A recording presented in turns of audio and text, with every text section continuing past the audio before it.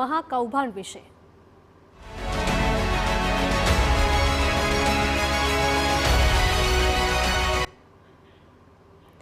Pharmacy council of ઇન્ડિયામાં ભ્રષ્ટાચારનો મામલો સામે આવ્યો હતો અને તપાસના ધમધમાટ વચ્ચે સીબીઆઈએ 6 વ્યક્તિની ધરપકડ કરી છે। 3 ડોક્ટર સહિત કુલ 6 લોકોની ધરપકડ કરાઈ છે। કોલેજને મંજૂરી માટેનો રિપોર્ટ બનાવવા રૂપિયા માંગ્યાનો આરોપ લાગ્યો છે। 55 લાખ રૂપિયા માંગવાના કેસમાં ધરપકડ થઈ છે। નાણાં બેંગલુરુ મોકલાયા હોવાનો તપાસમાં ખુલાસો થયો છે। આ ફરિયાદમાં છત્તીસગઢની મેડિકલ ઇન્સ્ટિટ્યૂટના હોદ્દેદારોના નામ પણ ખુલ્યા છે। સ્વામી ભક્ત વત્સલ દાસનું નામ પણ આ ફરિયાદમાં આરોપી તરીકે સામે આવ્યું છે।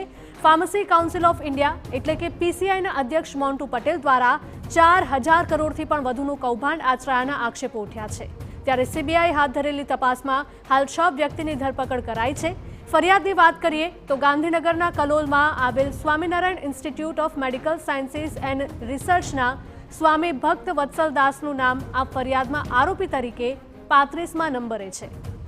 તો આ તરફ છત્તીસગઢના શ્રી રાવતપુરા સરકાર ઇન્સ્ટિટ્યૂટ ઓફ મેડિકલ સાયન્સીસ અને રિસર્ચના હોદ્દેદારોના નામ પણ ફરિયાદમાં સામેલ છે। સંવાદદાતા સચિન જોડાયા છે વધુ અપડેટ સાથે। સચિન, જણાવશો, ફાર્મસી કાઉન્સિલ ઓફ ઇન્ડિયામાં ભ્રષ્ટાચારનો જે મામલો સામે આવ્યો છે તેમાં વધુ 6 લોકોની ધરપકડ થઈ છે અને સૌથી ચોંકાવનારી બાબત એ પણ સામે આવી રહી છે કે જેટલા પણ આરોપીઓના નામ સામે આવ્યા છે તેમાં સ્વામી ભક્ત વત્સલદાસનું નામ પણ સામે આવી રહ્યું છે। જી, આખો જે મામલો છે મામલામાં આપણે જોઈએ તો ફાર્મસી કાઉન્સિલ ઓફ ઇન્ડિયા દ્વારા જે પણ મંજૂરીની મહોર ગેરકાયદેસર રીતે મારવામાં આવી છે ત્યારે આ સમગ્ર મામલો જે છે એની તપાસ સીબીઆઈ દ્વારા કરવામાં આવી રહી છે અને આખો જે મામલો છે મામલામાં લગભગ 36 લોકોના નામ છે।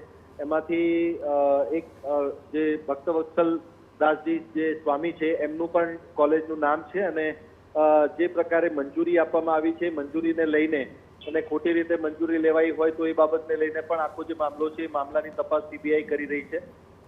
આ જે ઘટના બની છે એ ઘટનામાં જે પ્રકારે મોન્ટુ પટેલ જે છે ફાર્મસી કાઉન્સિલ ઓફ ઇન્ડિયાના પ્રેસિડેન્ટ એમના કાર્યકાળમાં જે બ્રાઇબ લઈને એટલે કે રૂપિયા લઈને ખોટા રીતે પરવાનગી આપવી અને જે બંધ બેસતું ના હોય કે જે ધારાધોરણોના નિયમ મુજબ ન હોય એમને પણ મંજૂરી આપવામાં આવી છે। ત્યારે એવા કેસમાં લગભગ 3 ડોક્ટર સહિત જે મંજૂરી માટેની પ્રક્રિયામાં સામેલ હોય છે એવા લોકો સહિત 3 ડોક્ટર સહિત જે કુલ 6 લોકોની ધરપકડ કરવામાં આવી છે અને 55 લાખ રૂપિયાની જે રકમ છે રકમનું ટ્રાન્ઝેક્શન થયું હતું અને બેંગલુરુમાં થયું હતું અને એ જે ટ્રાન્ઝેક્શન છે એના આધારે આખો જે મામલો છે મામલાની તપાસ અત્યારે સીબીઆઈ કરી રહી છે અને હજી પણ આ જે મામલો છે એમાં બીજા પણ નવા નામો ઉમેરાઈ શકે છે અને જે બીજા નવા ખુલાસા છે આ તપાસ દરમિયાન સામે આવી શકે છે।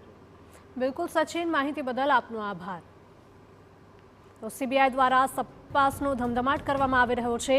3 ડોક્ટર સહિત કુલ 6ની અત્યાર સુધીમાં ધરપકડ કરવામાં આવી છે અને તપાસના ધમધમાટમાં હજુ પણ વધારે નામ સામે આવે તેવી પૂરેપૂરી શક્યતા છે।